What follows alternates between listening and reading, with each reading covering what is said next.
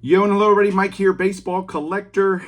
Happy Monday to everybody. It was a heck of a day yesterday, let me tell you. I went on an adventure and I think I saw the vintage card Motherlode. No kidding.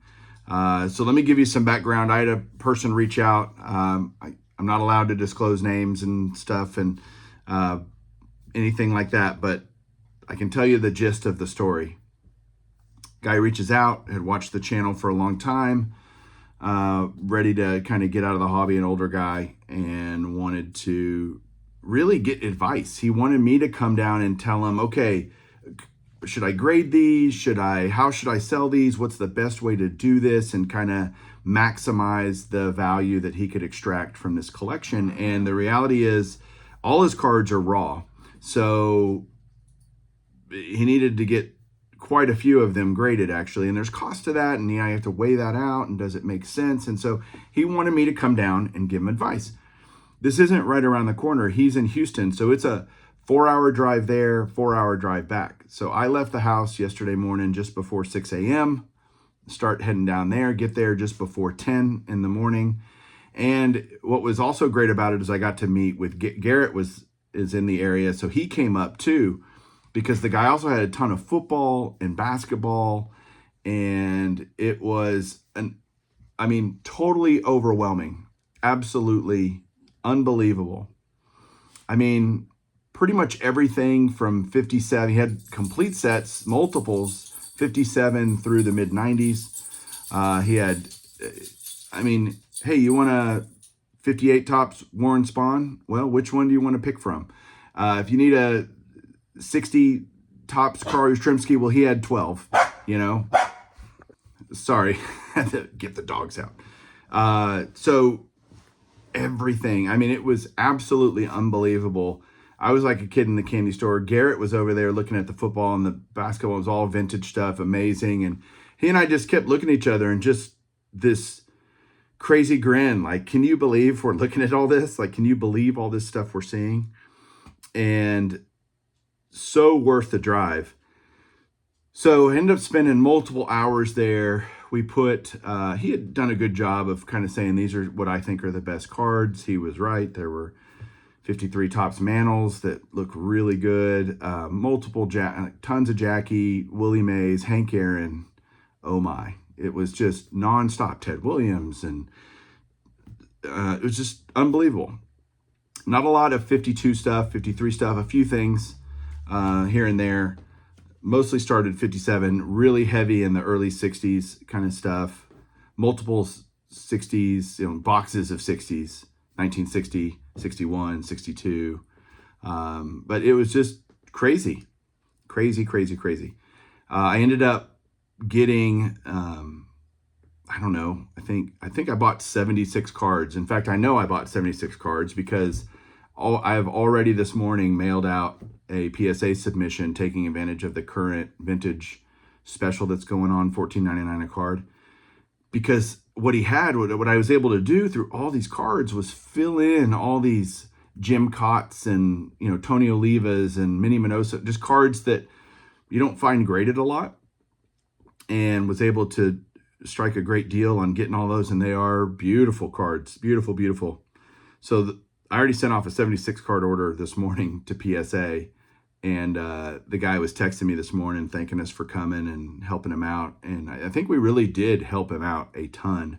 But I told him I already PSA gotten the order ready and sent it off. He's like, man, you don't waste any time. I said, no, I want to take advantage of this order, and I want to get it in kind of on the early end of that because it's a month-long special.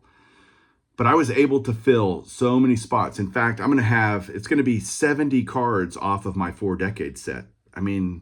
That's an insane number, considering I only need a couple hundred more cards, that I was able to just fill so many holes in like complete years. I think I filled my whole 71, and I needed a bunch, like 15 or something. Every single year that he had, I was able to find cards to fill it. 58 Warren Spahn. I think my two favorite cards that I got was a 51 Burke Ross Joe DiMaggio, which is a card I've always loved because I consider that Joe DiMaggio's last card. And I'm a last card Hall of Fame guy, and that's always one that's eluded me for a while. I got a 58 Topps Warren Spahn. And again, I had multiples to choose from on all the top stuff. There was only one Burke Ross. I bought it. I wanted to buy a 63 Pete Rose. We didn't come to a deal on that, and that's okay. Let's see what else. Roger Staubach rookie. Being a Cowboys fan, that's just been an icon. My mom's favorite player was Roger Staubach growing up, and it's just always been a card I've wanted to just have in the collection. It doesn't really fit anything, but I just want it, and I was able to get it, and it's off on its way to PSA. It's one of those experiences that you just love. It was probably and I've done a lot of stuff with chasing cardboard, and that brings up a point. Other friends that I've told about this collection have asked, well, why are you going to do a chasing cardboard episode? No, he didn't want to be on camera. He didn't want anything. He just wanted me to come and help him kind of figure some things out and how he's going to liquidate this collection and try to get the most value. And I was happy to do it.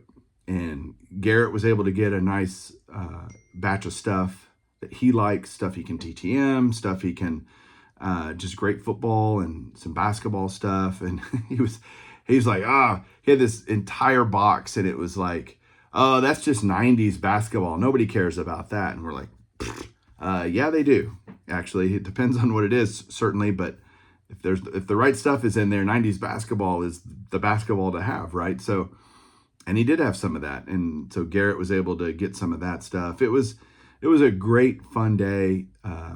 Then I went with him. He took us out to lunch, which was great. He bought our lunch. Like, we should have been buying his lunch, but he insisted.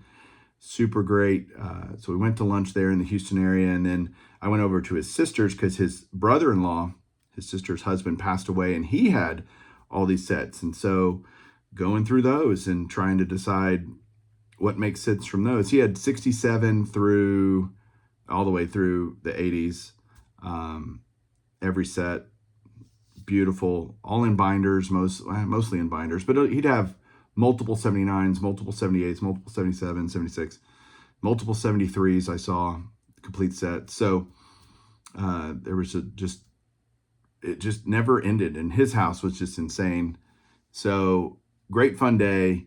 I was able to buy a lot of really cool cards, and he was nice enough to give me a very nice deal. And yeah. But now I just spent $1,400 on grading. Go figure. Because some of them fell outside. The special for PSA is 1960 to 1979. So I have some 50s cards that I bought yesterday. 53 Bowman black and whites. Some 58 Topps. The Burke Ross, Joe DiMaggio. I think it was like 8 cards that fell outside of that I had to submit under regular. And then the rest are under the special. So it was perfect timing to have that happen, and I'm stoked to be able to, in one place, just knock off so many wants from my list. It was great. We're going down the list. Do you have one of these? Yep. And go grab one. Here, I got 4. Which one do you want? It's the craziest thing I've ever seen. And so no chasing cardboard.